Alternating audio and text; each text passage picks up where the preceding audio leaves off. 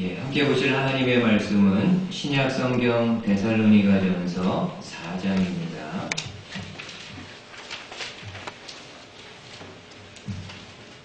제가 가지고 있는 성경 331면에 있는 데살로니가전서 4장 1절에서 8절까지 한 절씩 교독하도록 하겠습니다. 데살로니가전서 4장 1절에서 8절 말씀, 제가 먼저 1절 공독합니다. 그러므로 형제들아, 우리가 끝으로 주 예수 안에서 너희에게 구하고 권면하노니 너희가 마땅히 어떻게 행하며 하나님을 기쁘시게 할 수 있는지를 우리에게 배웠으니 곧 너희가 행하는 바라 더욱 많이 힘쓰라.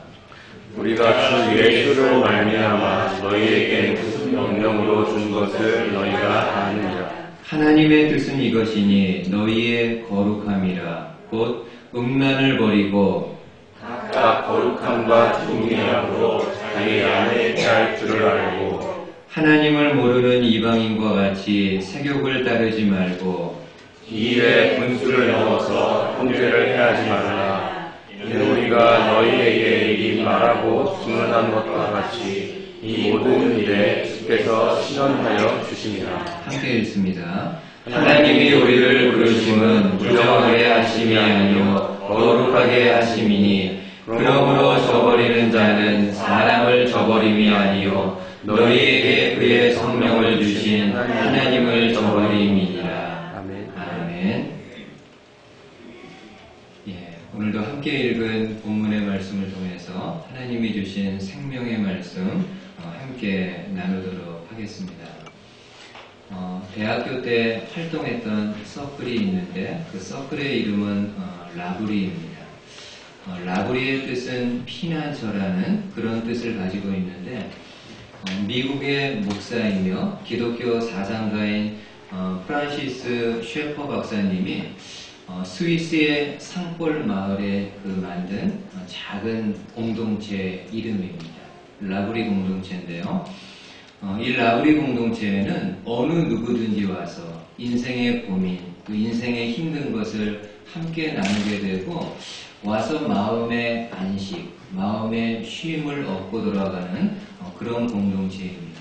스위스에서 처음 시작이 되어서 여러 나라의 라브리 공동체가 생겨나게 되었습니다. 대학교 때 이 서클에서 셰퍼 박사님이 쓴 책들, 또 기독교 철학들을 함께 읽으면서 이렇게 좀 토론했던 그런 기억들이 있습니다. 아브라함 셰퍼는 프란시스 셰퍼는 1984년 임파선 암으로 세상을 먼저 떠나게 됩니다. 근데 암으로 투병하면서 젊은이들에게 그리고 사람들에게 마지막 순간까지 간절하게 외쳤던 메시지가 있습니다. 그 지난주 주보에도 좀 잠시 소개를 해드렸는데 제가 한번 좀 더 읽어드리도록 하겠습니다. 행복을 삶의 목표로 삼지 마십시오. 사람들은 행복은 구하지만 거룩함은 구하지 않습니다. 교회가 빛과 소금의 역할을 못하는 것은 성도들이 거룩함을 구하지 않기 때문입니다. 지금부터라도 거룩함을 구하십시오. 주님의 몸된 교회가 빛과 소금의 역할을 못하는 것은 성도들이 거룩함을 구하지 않기 때문입니다. 지금부터라도 거룩함을 구하십시오. 여러분, 데살로니가전서는 총 5장으로 되어 있는데 크게 두 부분으로 나눌 수가 있습니다. 1장에서 3장까지는 데살로니가 성도들에 대한 칭찬과 격려 그리고 감사의 내용이 있고 4장과 5장은 데살로니가 성도들을 향한 교훈과 권면이 들어있습니다. 여러분, 데살로니가 성도들은 바울과 다른 사람들로부터 칭찬받기에 정말 조금도 부족함이 없는 그런 사람들입니다. 우리가 지금까지 말씀 나눴던 것처럼 데살로니가 성도들은 짧은 기간 안에 복음을 받았지만은 그럼에도 그들 안에 믿음의 역사가 있고 사랑의 수고가 있고 그리스도 예수를 향한 소망의 인내가 있다라고 이야기를 합니다. 그리고 그들은 바울을 통해서 말씀을 받을 때 그 말씀을 사람의 말로 받지 않고 하나님의 음성, 하나님의 말씀으로 받았다라고 이야기를 합니다. 그리고 그들은 그 당시 그리스도인으로 살아갈 때 많은 고난과 환난이 있었지만은 그 환난 중에도 믿음의 자리 떠나지 아니하고 믿음 생활을 충실하게 감당한 사람들이라고 이야기합니다. 그러니까 이 정도의 사람들이기 때문에 정말 사도들을 비롯한 다른 사람들로부터 칭찬받기에 조금도 부족함이 없는 그런 사람들입니다. 그렇다고 성도 여러분, 이 데살로니가 교회에 아무런 문제가 없었던 것은 결코 아닙니다. 여러분, 이 땅에 있는 모든 교회는 다 천상의 교회가 아니기 때문에 이런저런 여러 가지 문제점들이 있습니다. 이 당시 데살로니가 교회도 마찬가지입니다. 사람들로부터 칭찬받을 수 있는 귀한 부분도 있었지만은 아직도 가르침을 받아야 되는 혹은 책망을 받아야 되는 그런 부분들도 분명히 있습니다. 그래서 4장과 5장에서는 데살로니가 성도들에게 필요한 가르침 또 책망할 수 있는 그런 내용은 어떤 것인가를 4장과 5장이 소개하고 있습니다. 먼저 한번 1절, 오늘 본문 1절 한번 보십시오.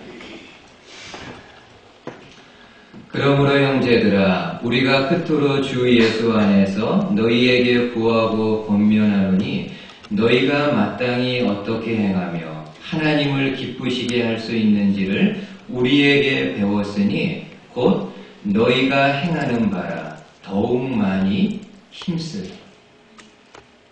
여러분, 지금 바울은 데살로니가 성도들을 향해서 교훈과 권면을 하기 전에 한 번 더 데살로니가 성도들의 귀한 모습을 언급합니다. 어떤 모습인가요? 데살로니가 성도들은 바울로부터 바울로부터 배운 내용이 있는데 그것을 그대로 행하고 있다라고 말씀을 합니다.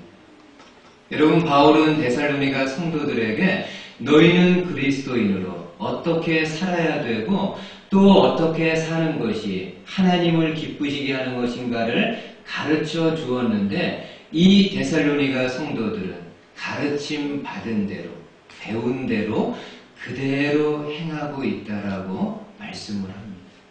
이게 얼마나 또 귀한 모습입니까? 바울이 와서 이런저런 여러 가지 가르침을 주었는데 그 가르침 한 귀로 듣고 한 귀로 흘려버린 것이 아니라 마음에 담아서 그들의 생활 속에서 열심으로 행했다라고 이야기합니다. 이에 바울은 배운 대로 행하는 것을 더욱더 많이 열심으로 할 것을 권면하고 있습니다. 그러면서 3절에서부터는 이 데살로니가 성도들에게 필요한 내용들을 말씀해주고 있습니다. 한번 3절부터 좀 보십시오. 하나님의 뜻은 이것이니 너희의 거룩함이라.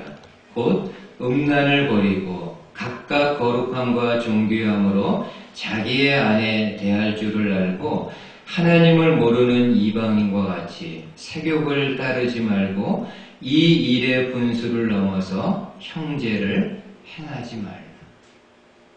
여러분, 지금 바울은 데살로니 성도들을 향한 하나님의 뜻이 있다고 말씀하는데 그것은 바로 성도의 거룩함이라고 말씀을 합니다. 여러분, 성도들이 이 땅에서 거룩하게 사는 것은 하나님의 뜻입니다. 하나님의 뜻이라는 것은 저와 여러분들이 이곳에서 해도 되고 안 해도 되는 그런 문제가 아니라 반드시 행해야 된다는 것을 강조하면서 이야기하는 겁니다. 특별히 바울은 데살로니가 성도들에게 필요한 거룩은 성적인 면에 있어서 성결임을 이야기합니다. 거기 3절 하반절부터 이야기하죠. 3절부터 한 번 더 보십시오. 하나님의 뜻은 이것이니 너희의 거룩함이라. 곧 음란을 버리고 자기의 아내를 거룩함과 존귀함으로 대하고 이방인과 같이 세욕을 따르지 말 것을 말씀을 합니다. 여러분, 지금 바울이 데살로니가 성도들을 향해서 교훈할 때 가장 먼저 성적인 부분을 이야기했다라는 것은 그 당시 데살로니가 성도들에게 가장 중요하고 심각한 문제는 성적인 문제였음을 알 수가 있습니다. 우리가 알고 있는 것처럼 1세기 헬라 사회는요, 성적으로 지극히 문란한 그런 사회였습니다. 그런데 정작 그 안에 살고 있는 사람들은 내가 성적으로 문란한지, 내가 성적으로 죄를 짓고 있는지를 알지 못합니다. 왜냐하면 그 당시 문화가 그러기 때문에 그렇습니다. 나만 성적으로 이렇게 사는 것이 아니라 주변에 있는 모든 사람들이 그와 비슷한 모습을 가지고 살아가기 때문에 내가 성적으로 문란하고 성적인 면에서 죄를 짓는다는 것을 알지 못합니다. 여러분, 역사 기록에 의하면은 헬라 당시의 대부분의 남자들은 부부 사이에서만 성적인 관계를 가져야만 된다는 것을 이해를 못합니다. 아니, 굳이 그렇게 할 필요가 있는가? 성적인 쾌락을 위해서라면은 꼭 아내가 아니더라도 다른 여인들과 관계를 갖는 거 그렇게 양심의 가치에 느끼지 않습니다. 그래서 그 당시 대부분의 남자들은 좀 재력이 있으면은요, 경제적으로 여유가 있으면은 아내 외에 다른 정부를 가지고 있고 또 할 수만 있으면은 성적인 쾌락을 위해서 창녀와도 관계를 갖는 것을 별 어려움 없이 행하게 됩니다.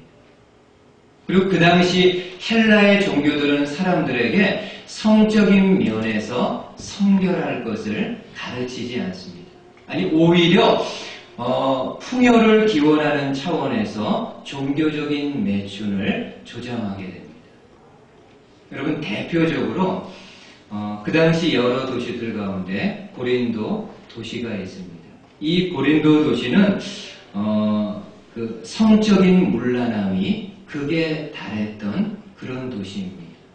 그 당시 헬라어 말 가운데 코린티안 조마이라는 단어가 있습니다.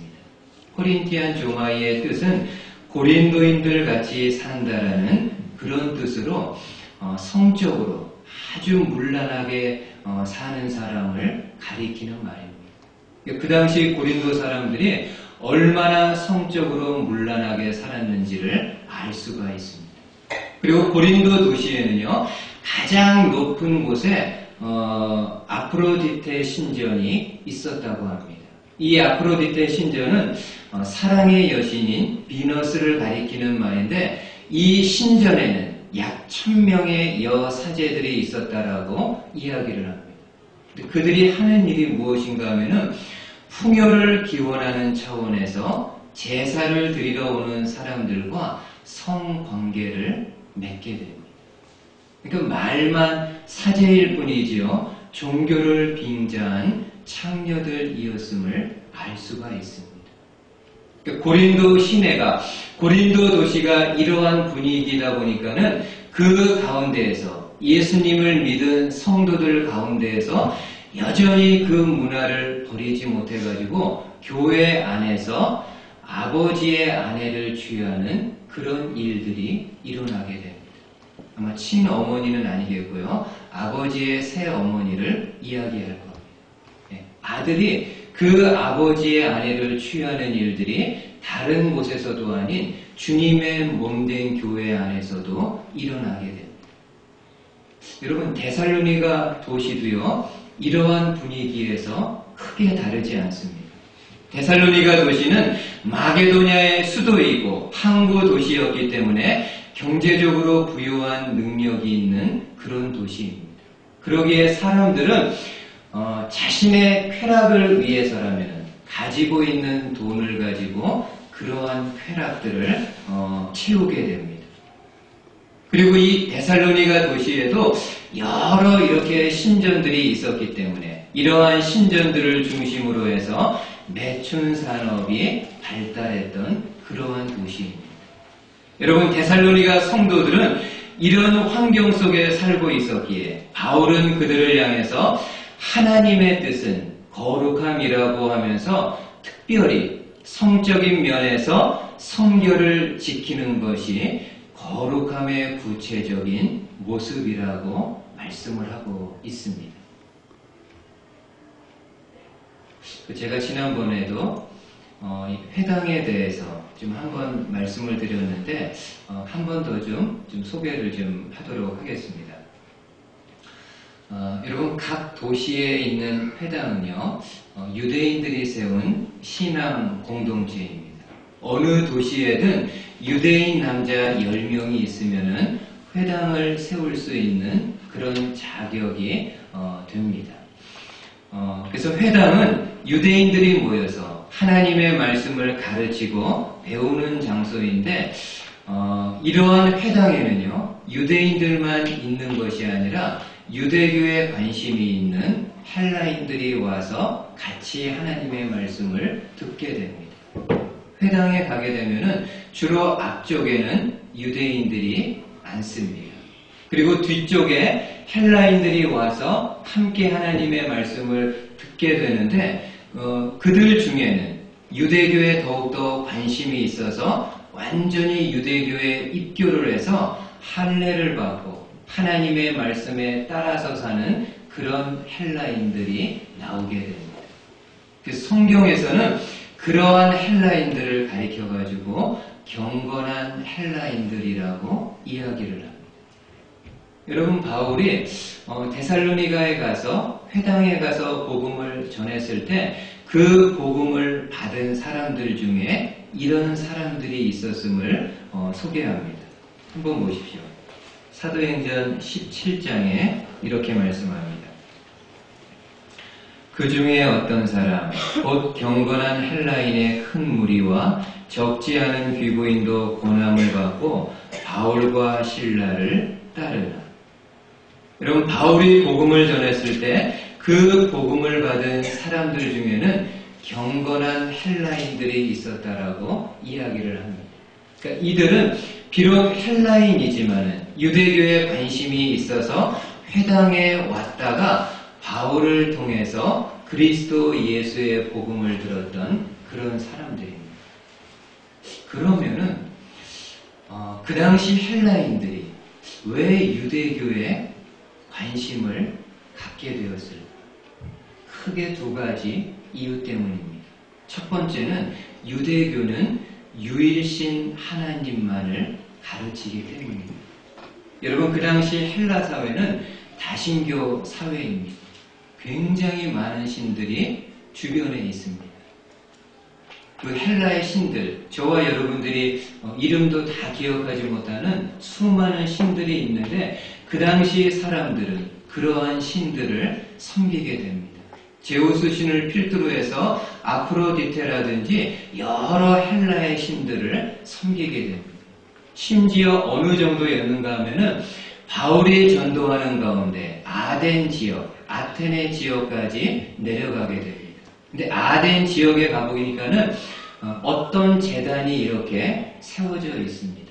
근데 그 제단은 어느 신에게 제사를 드리는 제단이었는가 하면은 그 제단 밑에 이름이 나와 있는데요. 이름의 내용이 이렇습니다. 알지 못하는 신에게. 이름도 없는 본인들이 알지 못하는 신에게 예배하고 제사할 정도로 헬라 사람들, 많은 신을 섬기는 그런 사람들이었습니다. 유대교는요, 유일신 하나님만을 가르칩니다. 상천하지의 유일하신 참신은 하나님임을 가르치기 때문에 그 헬라인들이 유대교에 관심을 갖게 됩니다. 그리고 또 하나 헬라인들이 유대교에 관심을 갖게 된 것은 하나님의 율법의 수준이 대단히 고상하고 대단히 거룩하기 때문입니다. 여러분, 하나님의 율법은요, 특별히 성적인 면에서 가르칠 때 일부일처를 가르칩니다. 그 잠언 말씀에도 보면 너희가 젊어서 취한 아내를 즐거워하라고 말씀합니다. 다른 음녀, 다른 여인들에게 관심 갖지 말고 너희가 젊을 때 취했던 여인을, 아내를 사랑으로 대할 것에 대해서 말씀을 합니다. 이처럼 하나님의 율법은 성적인 면에 있어서 일부일처를 이야기하고 남색이라든지 여색하는 이런 동성애에 대해서 절대적으로 금하고 있습니다. 근데 그 당시 헬라 사회는 어떻습니까?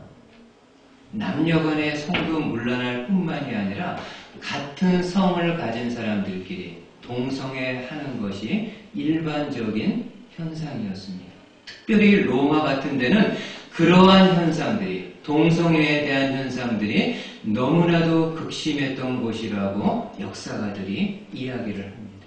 이에 반해서 하나님의 말씀은 일부일처, 한 남자가 한 여인을 취하는 것을 이야기하고 남색과 여색을 철저하게 금하는 모습을 보면서 이 유대교에 관심을 갖게 됩니다. 오늘 저와 여러분들은 좀 이 성적인 면에서 어떤 것 같습니까? 이미 이렇게 나이가 들었고 또 결혼해서 자녀들도 다 이렇게 성장했기 때문에 어느 정도 성적인 유혹이나 성적인 면에 있어서는 좀 관계가 없는 것처럼 생각할 수 있습니다. 근데 그럼에도 여전히 우리들 주변에는 성적인 문제로 인해서 저와 여러분들을 유혹하는 그런 부분들 많이 있습니다. 나이가 그렇게 크게 문제가 되는 것은 아닌 것 같습니다. 여러분, 지난주에 제가 AP 뉴스를 들었는데 그 뉴스 가운데요, 그 뉴욕 북쪽에 한 4만 명 가량이 살고 있는 작은 마을이 있다고 합니다. 근데 그 마을에 아동 성추행 사건으로 인해 가지고 온 마을이 좀 시끄럽다라는 그런 내용입니다. 그 사건의 주인공은 올해 71살인 로이 헤리거 목사님입니다. 이 헤리거 목사님은 자신의 손주들을 성추행한 걸로 고소가 되었습니다. 고소한 사람들은 이 헤리거 목사님의 아들과 딸입니다. 본인들도 어렸을 때 아버지로부터 성적 학대를 받았는데 자신의 자녀들까지 성추행을 당했다라는 그런 내용을 알게 되었을 때 더 이상 참지 못하고 아버지를 고소하게 되었다라고 이야기를 하게 됩니다. 여러분, 재판이 이렇게 이루어지는데 배심원들이요, 참 이렇게 재판하기가 쉽지 않은 내용들입니다. 왜냐하면은 그 헤리거 그분이 목사이기 때문입니다. 그 마을 안에서 그래도 사람들로부터 존경받고 신망이 있는 목사였는데 이런 건으로 인해서 고소가 되었을 때 배심원들이 쉽게 어떤 판결할 수 있는 그런 부분이 아니었던 것 같습니다. 그래서 다른 사건들보다도 더 철저하게 정확하게 이 배심원들이 신문한 끝에 결국에는 유죄 판결을 내리게 되었습니다. 그리고 4월에 최종 선고가 있을 것이라고 하는데 언론에서는 이 헤리거 목사가 적어도 25년의 형을 받을 것이라고 이야기를 하고 있습니다. 나이가 들었는데도, 그리고 그 직업이 목사였고 주변의 사람들로부터 존경과 신망을 받은 사람이었지만은 그 이면에는 성적인 연약함이 있었던 것을 알 수 있습니다. 여러분, 이러한 일들은요, 우리들 주변에 적지 않게 있습니다. 어느 기독교 그 사업가는 출장을 이렇게 좀 많이 가다 보니까요, 호텔에서 지내는 시간들이 적지 않습니다. 근데 이분이 이렇게 이제 호텔에 들어갈 때마다 그 프런트에서 직원에게 이런 요청을 꼭 한다고 합니다. 내 방이 몇 호실이라는 걸 이야기를 들으면은 내 방의 텔레비전 그 프로그램 가운데 성인 영화를 끊어달라고 요청을 한답니다. 그렇게까지 뭐 할 필요는 없지만은 그래도 본인이 이렇게 호텔방에서 지내면서 혹시나 하는 마음에 그런 채널을 돌리지 않을까 하는 마음이 생길 수도 있기 때문에 아예 프론트에서 그러한 성인 영화를 끊어달라고 요청을 한다고 합니다. 여러분, 지혜로운 방법이라고 생각을 합니다. 우리들 주변에 알게 모르게 성적으로 저와 여러분들을 유혹하고 성적으로 어려움을 겪게 하는 그러한 부분들이 있을 수 있는데 늘 깨어서 그러한 부분들에 대해서 두렵고 떨리는 마음을 가지고 하나님 앞에서 거룩함을 유지하는 것, 하나님 앞에서 대단히 중요한 일이라고 생각을 합니다. 이에 바울은 데살로니가 성도들을 향해서 너희를 향한 하나님의 거룩한 뜻이 있는데 그 뜻은 바로 성적인 면에 있어서 성결함, 정결함을 유지하는 것이라고 말씀을 하고 있습니다.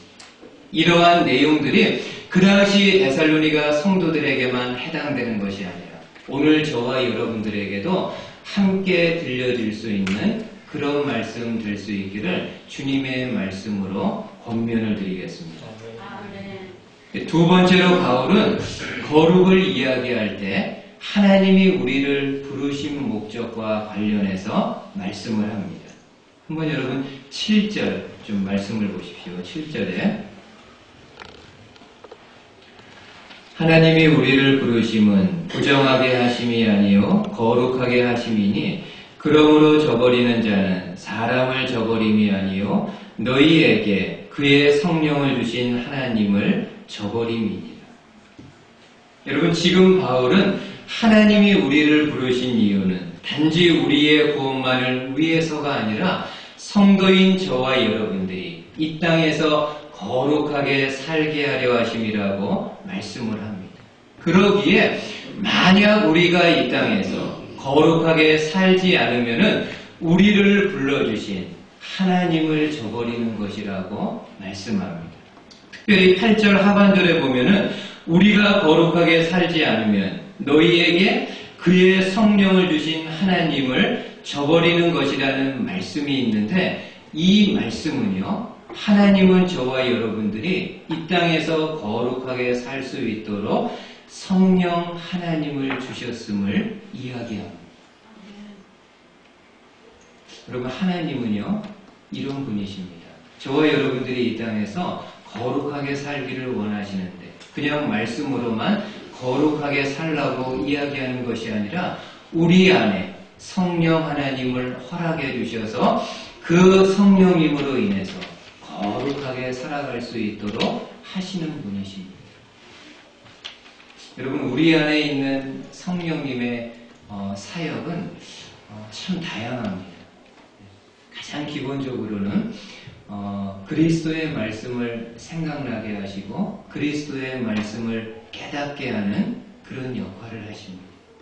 또 우리 안에 계신 성령님은 우리가 인생의 무거운 짐으로 인해서 많이 힘들어할 때 그리고 기도를 하지 못하고 있을 때 우리 안에 계신 성령님은 말할 수 없는 탄식함을 가지고 우리를 위해서 기도하시는 분이라고 말씀합니다.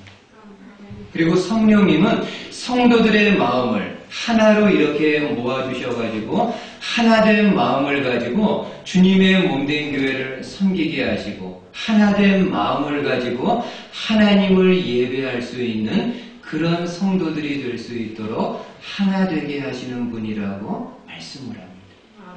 그리고 또 하나의 귀한 사역이 있다고 한다면은 그것은 바로 성도들의 삶을 거룩하게 하는 것입니다. 여러분, 성령님이라고 할 때 성자가 거룩할 성, 영어로는 Holy Spirit, 거룩한 영이십니다. 성령님이 우리 안에 계시게 될 때 그 거룩한 영이신 성령님께서 우리의 살아가는 삶이 거룩한 삶이 될 수 있도록 인도하시고 이끌어 주시는 그러한 역할을 하시게 됩니다. 여러분 요한복음 16장에 보면은 예수님이 성령님에 대해서 이야기하는 그런 부분이 있습니다. 당시 예수님은 제자들에게 당신의 죽음에 대해서 이야기를 하시게 됩니다. 그러자 제자들이 예수님의 그 이야기를 들을 때 마음의 근심과 두려움이 차게 됩니다. 그렇죠. 지금까지 예수님 한 분 바라보고 여기까지 왔는데 그 예수님이 죽는다고 이야기하니까는 제자들의 마음속에는 두려움과 근심이 생길 수밖에 없습니다. 그때 예수님이 제자들에게 이렇게 말씀하십니다. 마지막으로 한번 보십시오. 도리어 내가 이 말을 하므로 너희 마음에 근심이 가득하였도다. 그러나 내가 너희에게 실상을 말하노니 내가 떠나가는 것이 너희에게 유익이라. 내가 떠나가지 아니하면 보혜사가 너희에게로 오시지 아니할 것이요 가면 내가 그를 너희에게로 보내리니 그가 와서 죄에 대하여 의에 대하여 심판에 대하여 세상을 책망하시리라. 여러분 지금 예수님은 제자들에게 내가 가는 것이 너희에게 더 유익하다고 말씀합니다. 왜냐하면은 내가 하나님께 가야 너희에게 또 다른 보혜사 성령님이 올 수 있기 때문이라는 말씀입니다. 그리고 오실 성령님은 죄에 대하여, 의에 대하여, 심판에 대하여 세상을 책망할 것이라고 말씀합니다. 그렇습니다, 여러분. 이 땅에 오신 성령님의 가장 중요한 사역 중에 하나는요, 죄에 대해서 책망하는 것, 의에 대해서 책망하는 것, 심판에 대해서 책망하는 것. 특별히 저와 여러분들이 하나님의 자녀이고 하나님을 믿는 백성임에도 불구하고 죄 가운데 살게 되면은 성령님께서 그 죄에 대해서 책망하십니다. 그리스도임에도 불구하고 의롭게 살아가지 못하게 될 때 그러한 우리들을 향해서 책망하십니다. 하나님의 심판이 없는 것처럼 마치 이 세상에서 사는 것이 그냥 영원한 것처럼 막 살아가는 사람들을 향해서 성령 하나님께서 분명히 책망하실 것이라고 말씀을 합니다. 여러분, 저와 여러분들의 마음속에는 바로 이러한 성령님이 계시기 때문에요. 이 성령님의 세미한 음성을 들을 필요가 있습니다. 혹 우리가 어떤 그릇된 길, 어떤 잘못된 길, 어떤 죄악된 길로 나아가게 될 때 우리 안에 계신 성령님께서 저와 여러분들을 향해서 말씀하시는 그런 부분이 있습니다. 한번 여러분 그 성령님의 음성을요 자세히 한번 들어보십시오.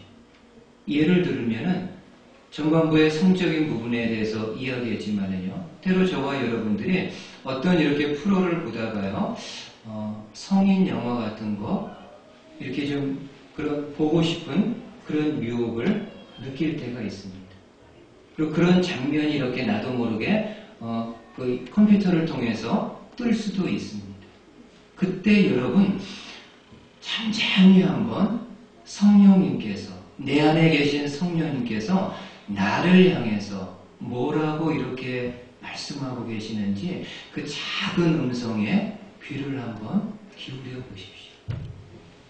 내가 그리스도인인데 이런 거를 보는 성령 하나님께서 어떻게 생각하실지, 나만 보는 것이 아니라 내 안에 계신 성령님도 함께 이렇게 바라보는 상황이 되는 건데, 과연 내 안에 계신 성령님께서는 나에게 어떤 음성을 들려주시는지, 저와 여러분들이 이러한 마음을 가지고 성적인 부분에서뿐만이 아니라 우리가 지을 수 있는 크고 작은 여러 죄악들에 대해서 그 세미한 성령님의 음성에 주목하게 될 때 하나의 작은 죄의 자리에서도 벗어날 수 있는 그런 상황이 될 수 있습니다.